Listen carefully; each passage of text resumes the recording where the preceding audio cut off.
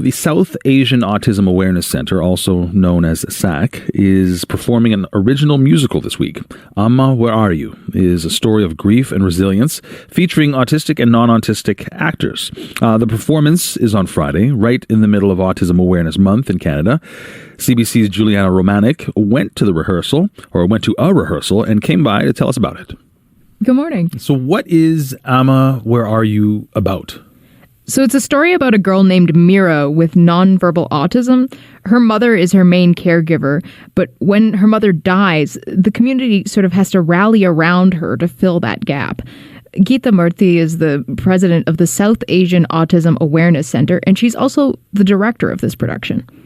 So Amma, Where Are You is the inspiration behind this is one of our clients. She lost both her parents. So the girl's name is Madhume. And they have been coming to SAAAC for the past 14 years. And this is to bring in awareness to see what happens after the caregivers are gone, like mainly the parents. Ramya Raghavan plays the mother in the show.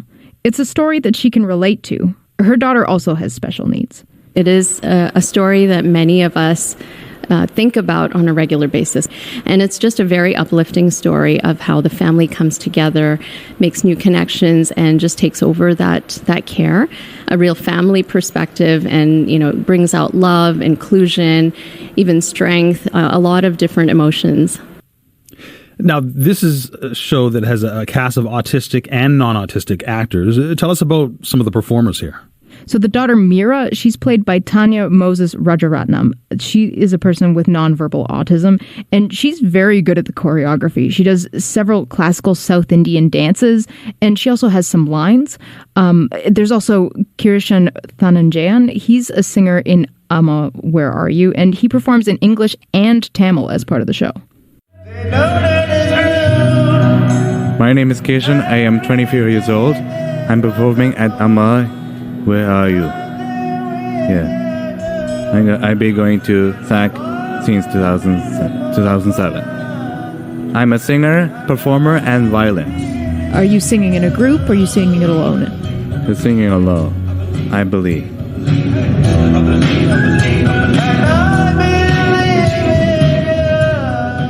So when it comes to singing and acting, it takes more practice for the actors with nonverbal autism to learn their parts. Once they get it, though, it's really rewarding. I asked Ramya Raghavan why SAAAC has invested so much in their performing arts initiatives.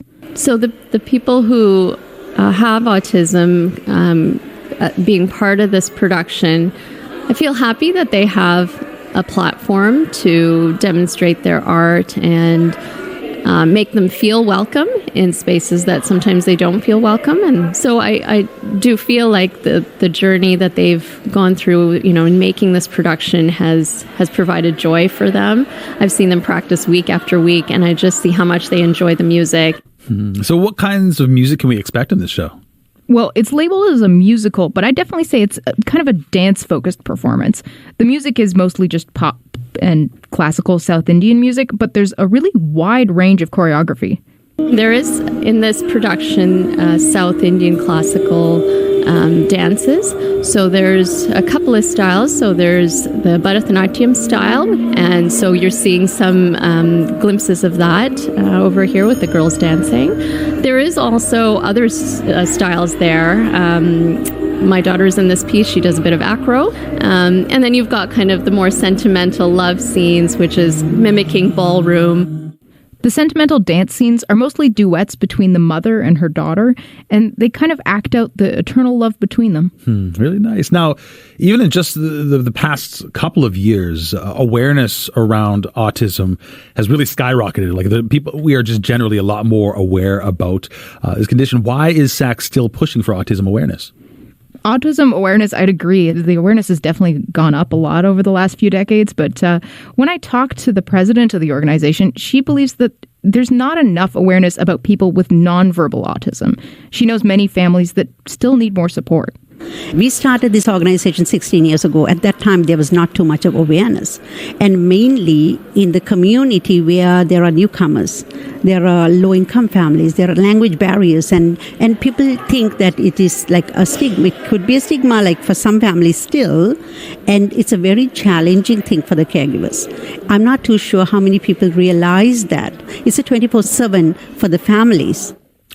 This is fascinating. It sounds like it's a pretty in-depth production going on here. Thanks so much for bringing this to us, Juliana. No problem. Thanks. Amma, Where Are You? Will be at the Chinese Cultural Center in Scarborough on October 18th.